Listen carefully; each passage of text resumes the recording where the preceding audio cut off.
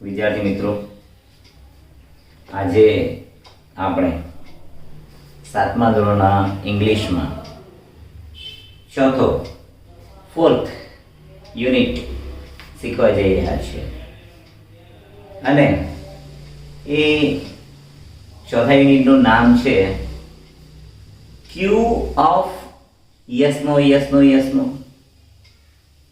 આ ક્યુ એટલે questions. Questions એટલે પ્રશ્નો. વિદ્યાર્થી મિત્રો, પાઠનું ટાઇટલ એવું કહે છે કે questions of yes no yes no yes no. એનો અર્થ તમને ખબર પડે છે બાળ મિત્રો? ક્વેશ્ચન્સ ઓફ યસ નો નો અર્થ એવો થાય છે કે એવા પ્રશ્નો કે જેનો જવાબ તમે માત્ર યસ અથવા નો માં જ આપી શકો. ક્યાં તો પ્રશ્નોના જવાબ યસ હોય અથવા નો હોય. હા, એ પણ છે કે બંને જવાબ ના હોઈ શકે.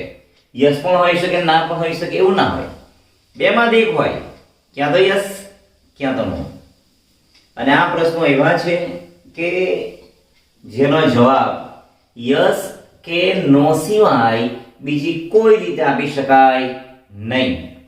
એવું આ ટાઇટલ દ્વારા આપણને કહેવા માંગે છે કે questions of yes no yes no yes no. તો વિદ્યાર્થી મિત્રો, સૌથી પહેલા યુનિટ 4 ની અંદર આપણે જોઈએ તો એક્ટિવિટી 1, રીડ એન્ડ એન્જોય. વાંચો અને માણો. માણો એટલે થોડું એન્જોય કરવાનું છે. તમને ખરેખર ઘણી મજા આવશે. એક નાના નાના જોક્સ આપ્યા હોય ને એવું તમને લાગશે. એક પ્રકારના ટૂચકાઓ જ કહી શકાય એવા અહીંયા જો તમને ચિત્ર સાથે આપેલા છે એટલે તમે એને સહેલાઈથી સમજી શકો. પહેલું છે, Parth says, sir, will you punish me for what I did not do? પાર્થે એના સરને પૂછ્યું કે સર, શું તમે એના માટે મને સજા કરશો કે જે મેં કર્યું જ નથી? Teacher says, no, of course not. શિક્ષકે કહ્યું, ના, બેશક નહીં કરીશ. Parth, I have not done my homework today. પાર્થે કહ્યું, મેં આજે મારું હોમવર્ક કર્યું નથી. હવે તમે વિચારો, મારી પાસે કોઈ આવીને એમ કે સર મેં જે નથી કર્યું એના માટે તમે સજા કરશો, તો હું ઓફકોર્સ પહેલા ના પાડીશ કે ના, નહીં કરું. પરંતુ પછી તમે એમ કહો સર મેં લેસન નથી કર્યું, હોમવર્ક નથી કર્યું, ગૃહકાર્ય નથી કર્યું, તો શું હું કે બીજો કોઈ પણ શિક્ષક હોય તમને જવા દે? પનિશમેન્ટ તો કરવી જ પડે ને, કારણ કે તમે હોમવર્ક કર્યા વગર સ્કૂલે આવ્યા છો. એટલે આ એક પ્રકારનો જોક્સ છે જે તમને રમૂજ ઉત્પન્ન કરે છે. જો એની નીચે કેટલાક પ્રશ્નો આપેલા છે, એ પ્રશ્નોના જવાબ આપણે ફક્ત અને ફક્ત યસ કે નો માં જ આપી શકીએ. Did Parth do his homework? શું પાર્થે તેનું ગૃહ કાર્ય કર્યું? No, Parth did not do his homework. Will the teacher punish Parth? Will the teacher punish Parth? શું શિક્ષક પાર્થને શિક્ષા કરશે? Yes, the teacher will punish Parth.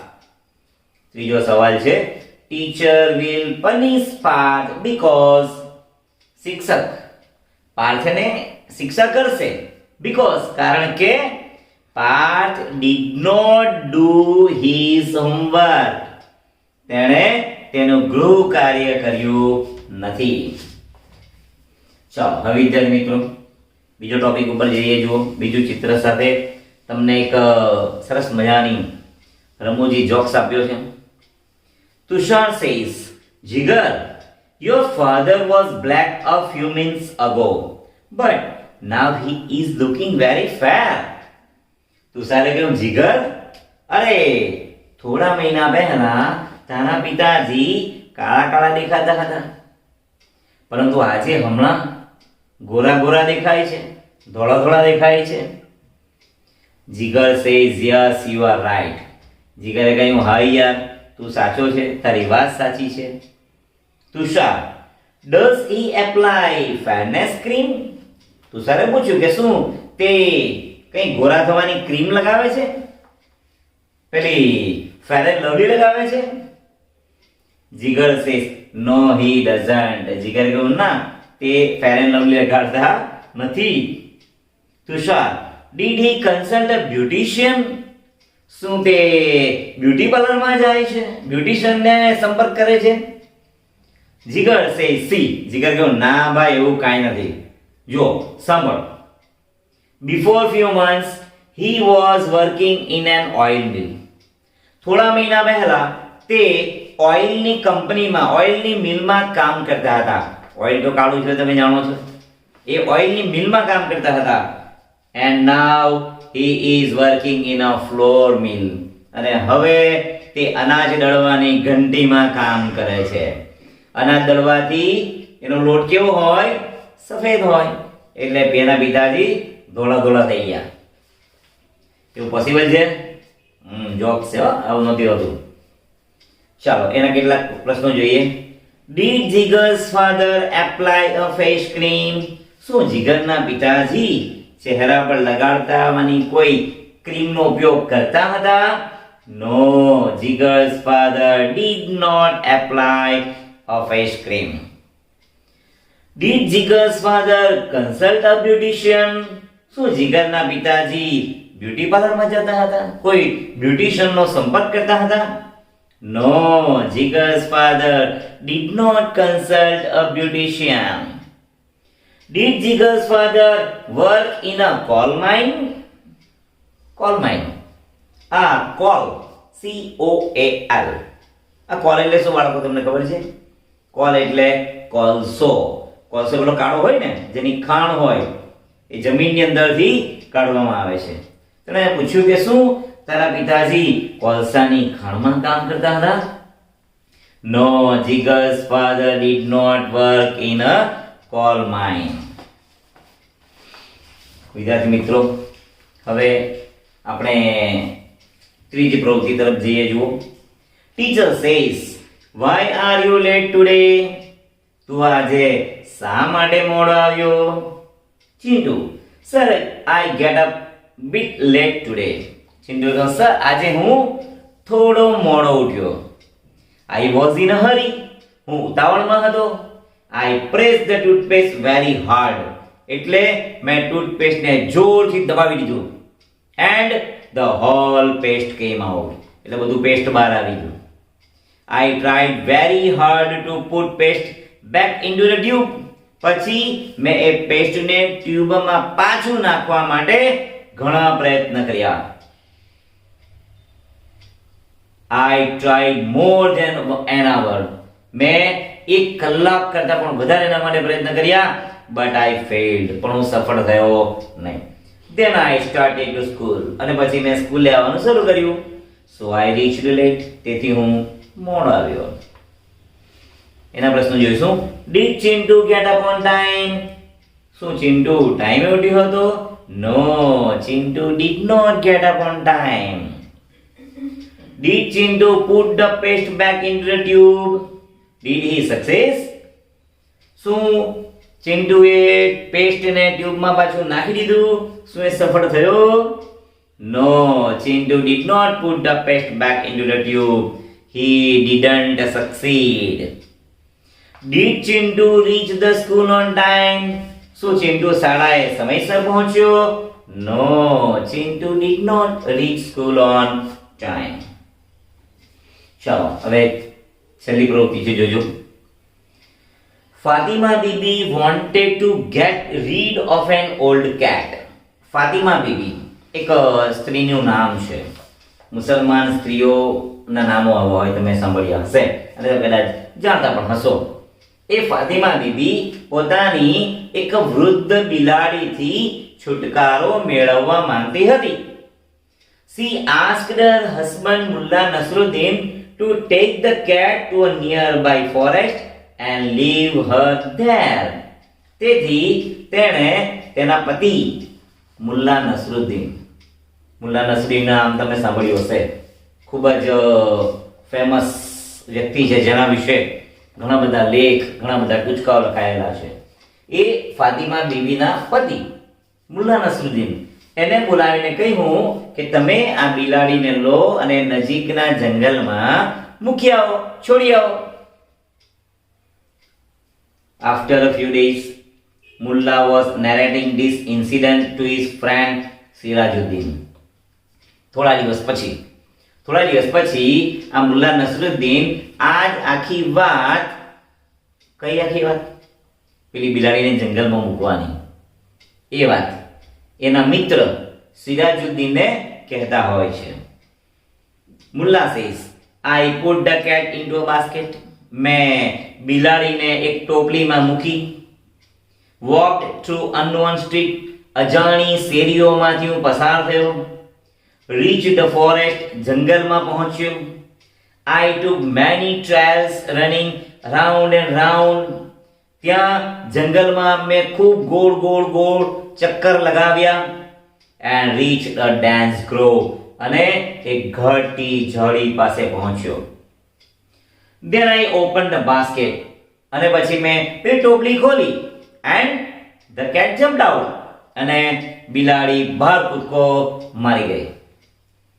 Siraj, so finally you got rid of the cat. અરે સિરાજે કહ્યું કે હવે તને છેલ્લે અંતે વૃદ્ધ બિલાડીથી છુટકારો મળી ગયો. Did Fatima thank you? શું ફાતિમાએ તારો આભાર માન્યો? Mulla said, no, Fatima thanked the cat. જો સાંભળો, મુલ્લાએ શું કીધું? અરે ના યાર, એણે પેલી બિલાડીનો આભાર માન્યો, મારો આભાર ન માન્યો. Siraj says, why so? સિરાજે કહ્યું, કેમ એવું થયું? Mulla, I came back home because of the cat. I followed her. Mulla નસરુદ્દીને શું કીધું? અરે ભાઈ, હું બિલાડીને અનુસરીને બિલાડીની પાછળ આવીને હું ઘરે પહોંચ્યો. બિલાડીને જંગલમાં છોડવાના ચક્કરમાં હું જંગલમાં ખોવાઈ ગયો હતો. મને પાછો રસ્તો નહોતો જડતો. આ તો બિલાડી સારી કે બિલાડી સાથે તો પાછો આવી ગયો. એટલે મારી ઘરવાળીએ બિલાડીનો આભાર માન્યો કે તારી રીતે મારો ઘરવાળો પાછો આવ્યો. નહીં તો એ જંગલમાં ટવાઈ જાય અને વાઘ સિંહને ખાઈ જાય. નેક્સ્ટ એના ક્વેશ્ચન જોઈશું આપણે. Did Fatima Bibi like the cat? No, Fatima Bibi did not like the cat.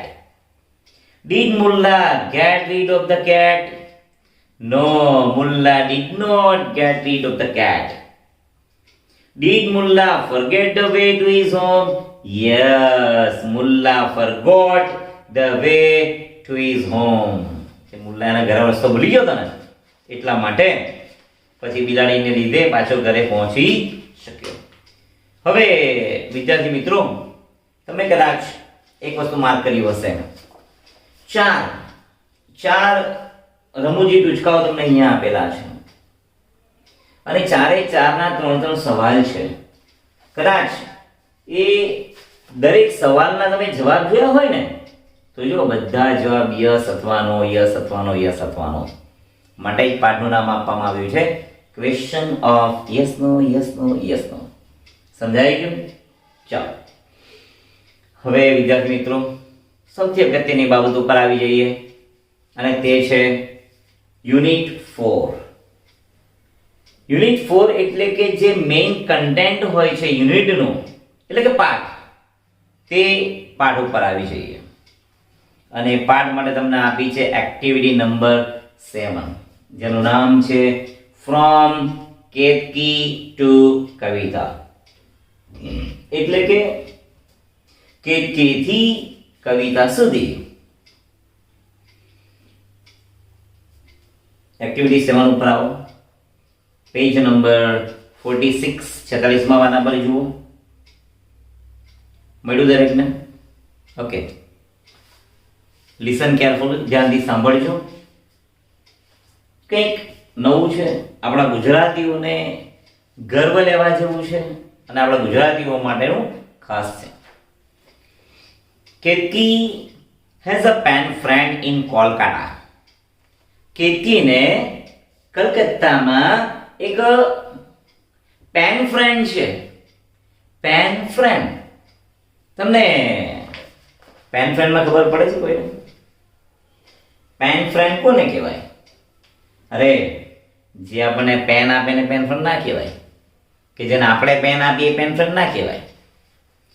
Pen friend એટલે એવો મિત્ર કે જેને આપણે ક્યારેય મળ્યા નથી, ક્યારેય જોયો નથી કે જોઈ નથી, છતાં પણ આપણે એના મિત્ર બની જઈએ, તેને પેન ફ્રેન્ડ કહેવાય. કેવી રીતે બનાવી શકાય? દાખલા તરીકે ફેસબુક, એફબી, કદાચ તમારું પોતાના એકાઉન્ટ પર કોઈનું હશે, અથવા તમારા મમ્મી પપ્પાના એકાઉન્ટો 100% હશે. હવે ઘણીવાર તમે જોયું હશે એફબી, ફેસબુક ખોલો ને ત્યારે ફ્રેન્ડ રિક્વેસ્ટ આવી હોય. આપણે વ્યક્તિને ઘણીવાર ઓળખતા હોતા નથી. આપણા માટે એ અજાણી અનનોન પર્સન હોય છે કે જેને આપણે રિક્વેસ્ટ મોકલી આપણે જોઈએ તો આપણને એમ લાગે ઓહ આ કોણ હશે. પછી એનો ફોટો જોઈને આપણે કહે વાવ બહુ સરસ ફોટો છે ને, હાલો ને ફ્રેન્ડ બની જાય. અને આપણને ફ્રેન્ડ બનવાનું મન થઈ જાય અને આપણે એની ફ્રેન્ડ રિક્વેસ્ટ એક્સેપ્ટ કરી લઈએ, સ્વીકારી લઈએ, તો આપણે બે મિત્ર બની ગયા. એ બે મિત્રો એવા બન્યા કે જેણે એકબીજાને જોયા નથી, મળ્યા નથી, છતાં મિત્ર બની ગયા. એને શું કહેવાય? Pen friend. ખબર પડી કે પેન ફ્રેન્ડમાં મિત્રો? ઓકે, એટલે કેતકી ને કોલકાતામાં એક પેન ફ્રેન્ડ છે. હર નેમ ઇઝ કવિતા. જેનું નામ કવિતા છે. Ketki wrote a letter to her friend about Navratri, a famous festival of Gujarat. કેતકીએ કવિતાને ગુજરાતના ખૂબ જ પ્રખ્યાત તહેવાર નવરાત્રી વિશે એક પત્ર લખ્યો.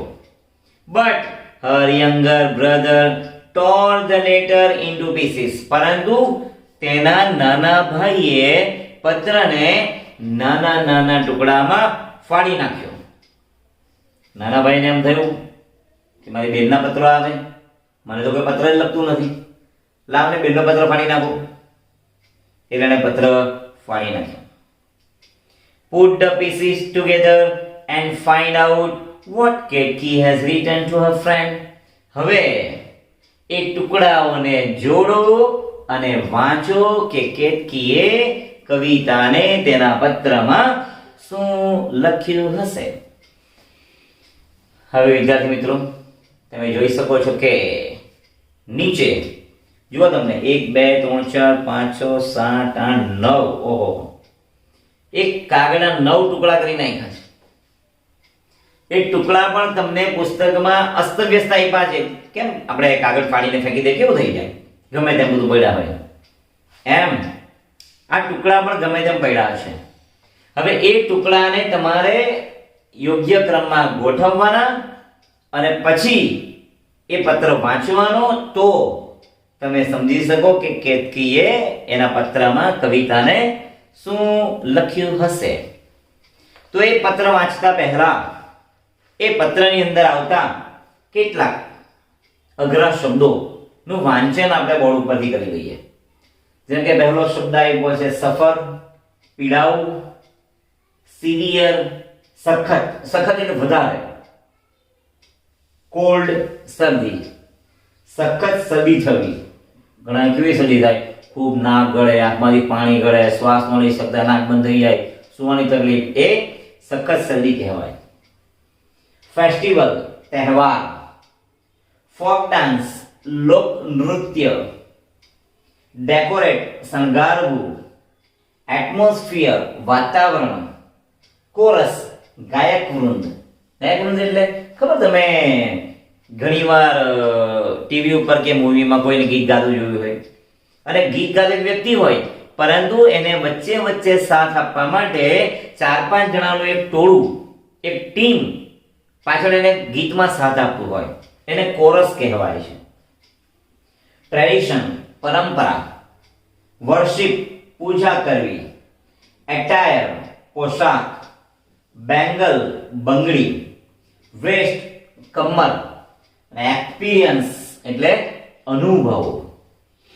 ચાલો હવે હું કેટલું તમને કહીશ કે કેતકીએ જે કવિતાને પત્ર લખ્યો છે, જે નાના ભાઈ ફાડી નાખ્યો, જેના ટુકડા તેમને પુસ્તકમાં આપ્યા છે. પરંતુ જો એ પુસ્તકમાં તમે એને સમજવાના પ્રયત્ન કરશો તો ઘણી બધી તકલીફ પડશે, કારણ કે ટુકડાઓ આડાવડા પડ્યા છે, ગમે તેમ પડ્યા છે.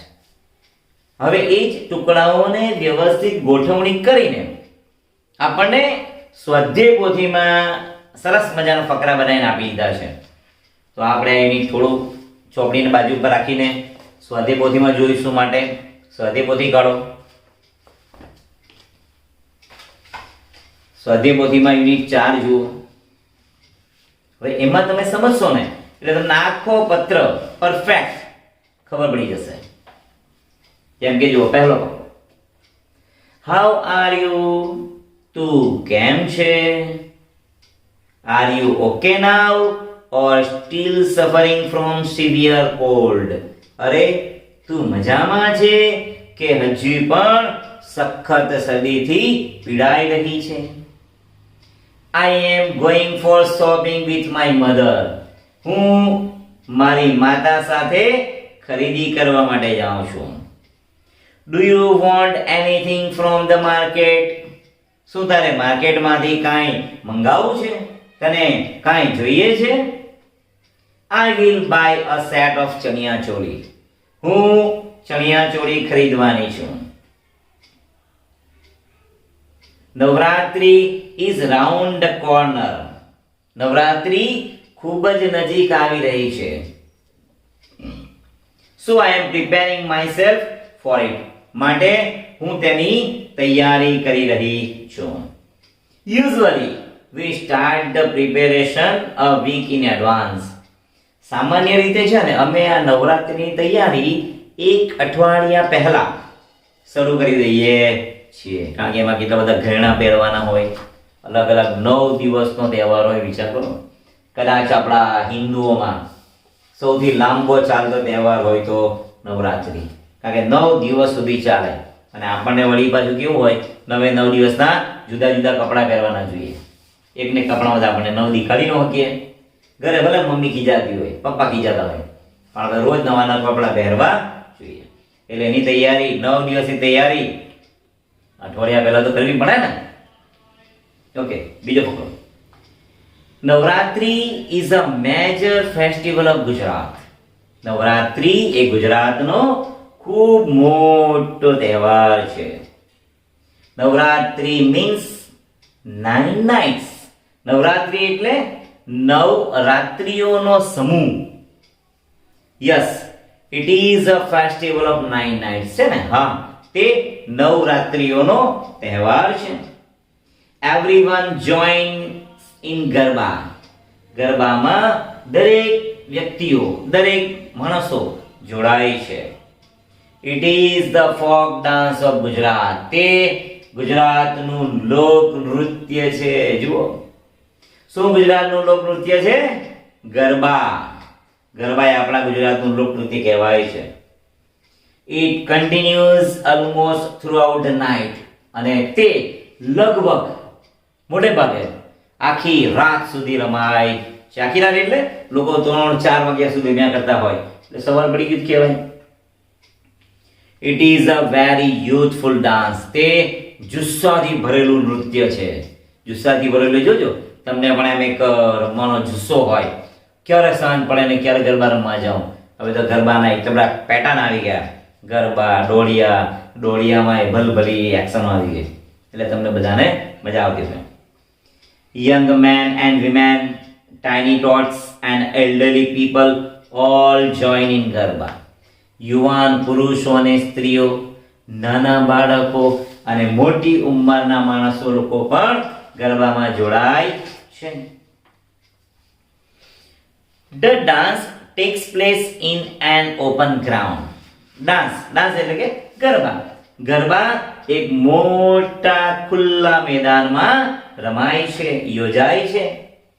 People decorate and illuminate the ground with tiny bulbs. લોકો મેદાનને શણગારે છે અને નાના નાના બલ્બ વડે પ્રકાશિત કરે છે.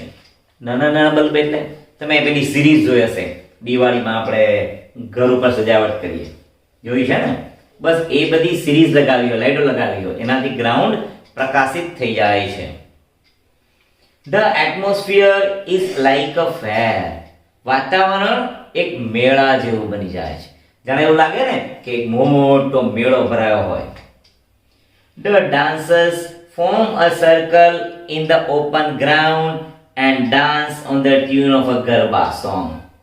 લોકો ખુલ્લા મેદાનમાં એક સરસ મજાનું ગોળ સર્કલ બનાવે છે અને પછી સંગીત સાથે ગરબા રમે છે. The music is very energetic. સંગીત ખૂબ જ ઉત્સાહદાયક, શક્તિદાયક હોય છે. જુસ્સાથી, શક્તિથી ભરેલું હોય છે. જુસ્સાથી ભરેલું, શક્તિથી ભરેલું એટલે કેવું ખબર છે કે આપણે માનો ગરબા રમતા નથી, પણ ગરબા ક્યાંક વાગતા હોય ને, આપણે ઊભા હોય જોતા હોય ને, તો આપણા એ પગ હલવા લાગે, આપણું એ શરીર એમ ધીમે ધીમે એમ કરવા લાગે. એનો મતલબ શું? એનર્જેટિક, એક શક્તિ ભરી જાય આપણામાં. The music is very energetic. In some places the number of dancers is very large. કેટલીક જગ્યાએ રમનારાઓની સંખ્યા ખૂબ મોટી સંખ્યામાં હોય છે. So the chorus sings garba songs from the loudspeaker. ત્યાં ગરબા ક્યાં વગાડવામાં આવે? લાઉડ સ્પીકર ઉપર, મોટા પર લાઉડ સ્પીકર મૂક્યા હોય. તમે જોયું હશે રજવાડી ને ઘણા બધા મેદાન, આ તમે ઇન્ડોર સ્ટેડિયમમાં જાઓ, પાર્ટી પ્લોટમાં જાઓ, ગમે ત્યાં કેટલી મોટી સંખ્યામાં લોકો રમવાવાળા હોય છે અને ત્યાં ખુલ્લામાં, એક ખુલ્લા મેદાનમાં મોટા લાઉડ સ્પીકર મૂકેલા હોય અને એની પર ગરબા રમાડાય છે. It is a tradition to sing garba song. Garba ગાવા એ આપણી પરંપરા છે. કારણ કે garba song worship and admire અંબામાં and other goddess. કારણ કે ગરબા ગાવા એ અંબામાં અને એની જેવી બીજી કેટલી દેવીઓની પૂજા અર્ચના કરવા સમાન છે. Nowadays the garba song presents some social themes too.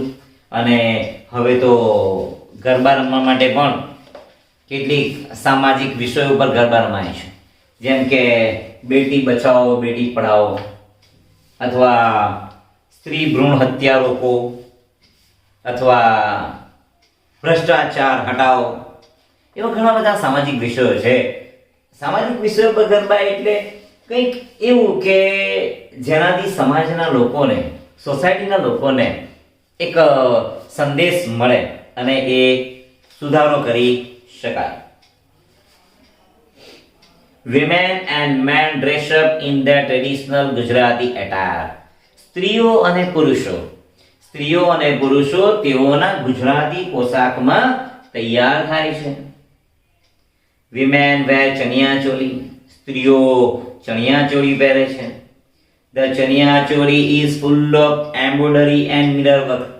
જુઓ, ચણિયા ચોળી પાછી ફૂલ ઓફ એમ્બ્રોઇડરી, ભરતકામ કરેલું હોય અને મિરર વર્ક લગાડેલા હોય, અને કાચ લગાડેલા હોય મિરર પર, મિરર કરેલો હોય ડ્રેસની ઉપર, ચણિયાચોળી ઉપર.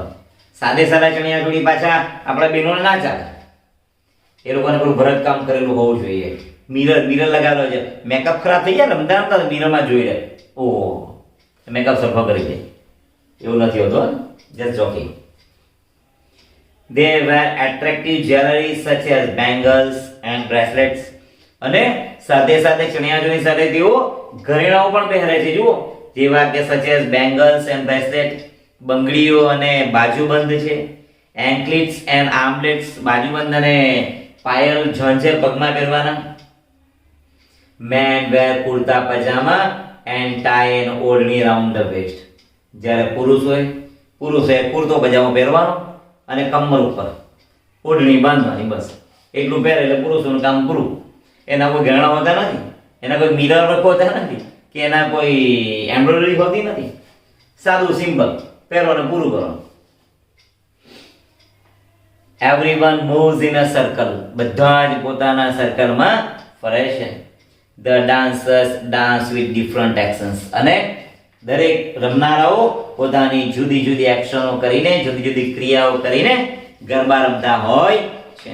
અને તમે ગરબા જોવા જતા હશો, રમવા પણ જતા હશો, એ પણ જોયું હશે કે કેવી કેવી એક્શન કરીને લોકો રમતા હોય છે. હા, ઘણાની ગમે અને ઘણાની હસાવે પણ કરી. છેલ્લો પેરેગ્રાફ છે. It is a festival of joy and friendship. આ આનંદ અને મૈત્રીનો તહેવાર છે. You must visit Gujarat at least once during this festival. આ તહેવાર દરમિયાન તું ચોક્કસ એકવાર, ઓછામાં ઓછું એકવાર ગુજરાતની મુલાકાત લેજે. I am sure it will be an unforgettable experience. મને વિશ્વાસ છે, મને ખાતરી છે કે એ તારા માટે અવિસ્મરણીય અનુભવ બની રહેશે. એટલે કે તને આ તહેવારનું ખૂબ ગમશે જો તું આ તહેવાર દરમિયાન એકવાર ગુજરાતની મુલાકાતે આવશે તો, અને આ તહેવારમાં ભાગ લેજે, એકવાર રમજે ગરબા, એટલે તને પણ મજા આવશે. ચલો, આ તું યુનિટ 4 ફ્રોમ કેતકી ટુ કવિતા, એટલે કે કવિતાથી કેતકી સુધી. અહીંયા આપણો ચોથો યુનિટ પૂરો થાય છે. હવે મિત્રો, કેટલીક પ્રવૃત્તિઓ આના આધારે તમને પુસ્તકમાં આપી છે, તો શક્ય હોય તો આ પુસ્તકની એક્ટિવિટીઓ કરજો, જેથી તમારો મહાવરો વધારે દ્રઢ બને, તમે આ પાઠને ખૂબ સારી રીતે સમજી શકો. ત્યારબાદ સ્વાધ્યાય પોથીમાં તો તમને ક્વેશ્ચન આન્સર આપેલા છે, MCQs આપેલા છે, ફિલ ઇન ધ બ્લેન્ક્સ છે, આ બધું છે. એટલે એકવાર કદાચ ચોપડીને બાજુ પર રાખીને, જેમ આપણે સ્વાધ્યાય પોથીમાંથી પાઠ શીખી લીધો એમ આના ક્વેશ્ચન આન્સર કે MCQ કે બ્લેન્ક્સ તમે સ્વાપોથીમાંથી કરશો તો પણ આ તમારા માટે પૂરતું છે. ચાલો, આ તો યુનિટ નંબર 4 વાંચો.